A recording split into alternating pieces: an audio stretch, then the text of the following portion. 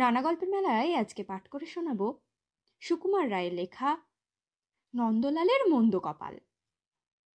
নন্দলালের ভারী রাগ। অঙ্কের পরীক্ষায় মাস্টার তাহাকে গোল্লা দিয়াছেন। অবশ্য সে যে খুব ভালো লিখিয়াছিল তাহা নয়, কিন্তু তা বলিয়া একেবারে গোল্লা দেওয়া কি উচিত ছিল? হাজার হোক, সে একখানা পুরা খাতা লিখিয়াছিল তো, তার পরিশ্রমের কি কোনো মূল্য নাই? ওই যে তৈরাসিকের অঙ্কটা, সেটা তো তার প্রায় ঠিকই হইয়াছিল, কেবল একটুখানি হিসাবের ভুল হওয়াতে উত্তরটা ঠিক মেলে নাই। আর ওই যে একটা ডেসিমেলের অঙ্ক ছিল, সেটাতে গুণ করিতে গিয়া সে ভাগ করিয়া বসিয়াছিল, তাই বলিয়া কি একটা নম্বরও দিতে নাই? আরও অন্যায় এই যে এই কথাটা মাস্টার মশাই ক্লাসের ছেলেদের কাছে ফাঁস করিয়া ফেলিয়াছেন। কেন? আর একবার হরিদাস যখন গোল্লা পাইয়াছিল, তখন তো সে কথাটা রাষ্ট্র হয় নাই। এ ভারী অন্যায়। কেহ কেহ বলিল, নন্দলাল চোটে কেন? গোল্লা পাইয়াছ, তার জন্য কোথায় লজ্জিত হওয়া উচিত, না তুমি খামোখা রাগিয়াই অস্থির। নন্দলাল রাগিয়া আগুন হইল। কি এত বড় কথা? সে যে ইতিহাসে 100-র মধ্যে 85 পাইয়াছে, সেটা বুঝি কিছু নয়? খালি অঙ্কে ভালো পারে নাই বলিয়া তাহাকে লজ্জিত হইতে হইবে? সব বিষয়েই যে সকলকে ভালো পারিতে হইবে, তাহার বা অর্থ কি? স্বয়ং নেপোলিয়ান যে ছেলেবেলায় ব্যাকরণে একেবারে আনাড়ি ছিলেন, সেবেলা কি?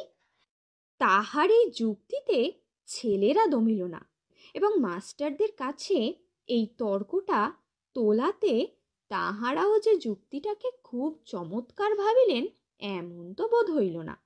তখন নন্দলাল বলিল, তাহার কপালই মন্দ, সে নাকি বরাবর তাহা দেখিয়া আসিতেছে।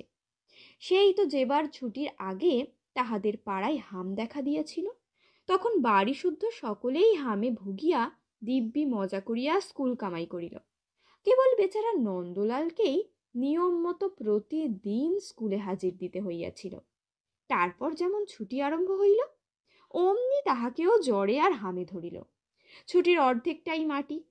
সেই যেবার সে মামার বাড়ি গিয়াছিল, সেবার তাহার মামাতো ভাইয়েরা কেহ বাড়ি ছিল না, ছিলেন কোথাকার এক বদমেজাজি মেশো। তিনি উঠিতে বসিতে কেবল ধমক আর শাসন ছাড়া আর কিছু জানিতেন না। তার উপর সেবার এমন বৃষ্টি হইয়াছিল যে একদিনও ভালো করিয়া খেলা জমিল না, কোথাও বেড়ানো গেল না। সেই জন্যেই পরের বছর যখন আর সকলে মামার বাড়ি গেল, তখন সে কিছুতেই যাইতে চাহিল না। পরে শুনিল সেবার নাকি সেখানে চমৎকার মেলা বসিয়াছিল। কোন রাজার দলের সঙ্গে 25টা হাতি আসিয়াছিল, আর বাজি যা পোড়ানো হইয়াছিল সে একেবারে আশ্চর্য রকম। নন্দলালের ছোট ভাই যখন বারবার উৎসাহ করিয়া তাহার কাছে এই সকলের বর্ণনা করিতে লাগিল, তখন নন্দ তাহাকে এক চড় মারিয়া বলিল, যা যা, মেলা বকবক করিস নে। তাহার কেবল মনে হইতে লাগিল, সেবার সে মামার বাড়ি গিয়াও ঠকিল, এবার না গিয়াও ঠকিল। তাহার মতো কপাল মন্দ আর কেউ নাই। স্কুলেও ঠিক তাই, সে অঙ্ক পারে না, অথচ অঙ্কের জন্য 2-2টা প্রাইজ আছে। এদিকে ভূগোল ইতিহাস তাহার কণ্ঠস্থ, কিন্তু ওই দুটার একটাতেও প্রাইজ নাই। অবশ্য সংস্কৃতেও সে নেহাত কাঁচা নয়, ধাতু প্রত্যয় বিভক্তি সব চটপট মুখস্থ করিয়া ফেলে।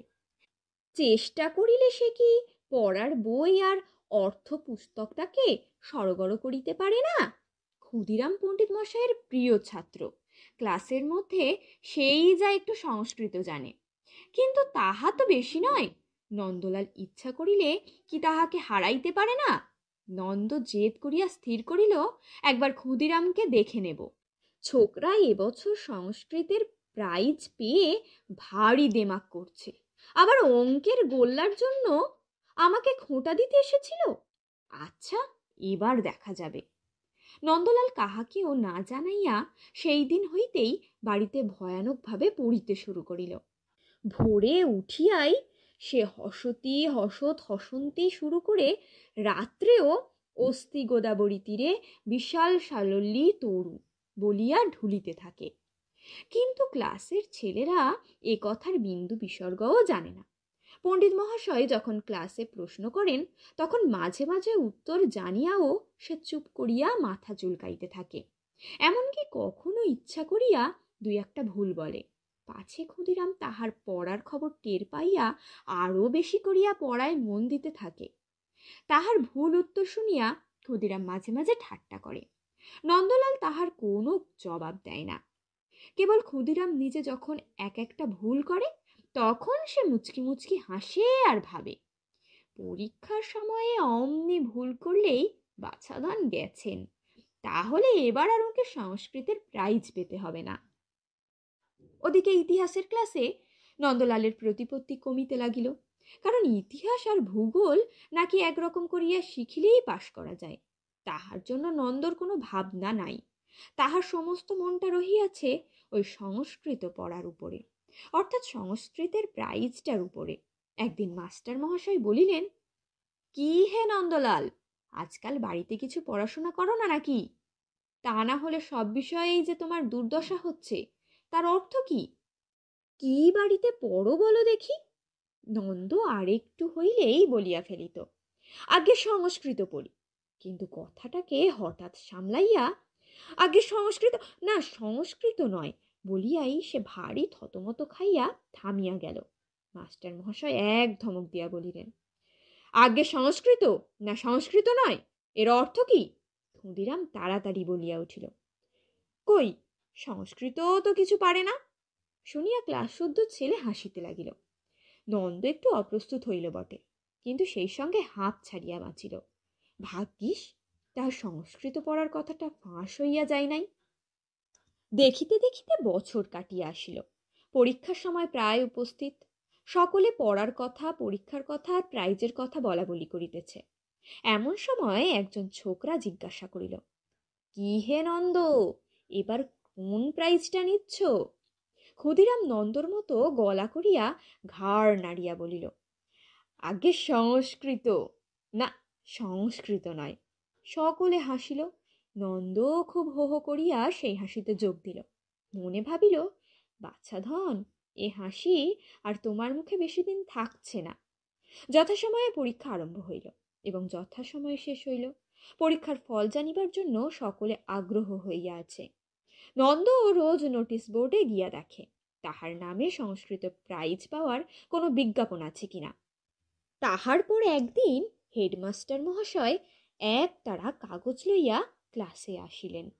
আসিয়াই তিনি গম্ভীরভাবে বলিলেন, এবার দু একটা নতুন প্রাইজ হয়েছে, আর অন্য বিষয়েও কোনো কোনো পরিবর্তন হয়েছে।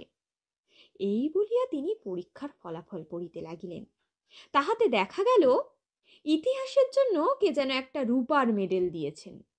ক্ষুদিরাম ইতিহাসে প্রথম হইয়াছে, সেই ওই মেডেলটা পাইবে।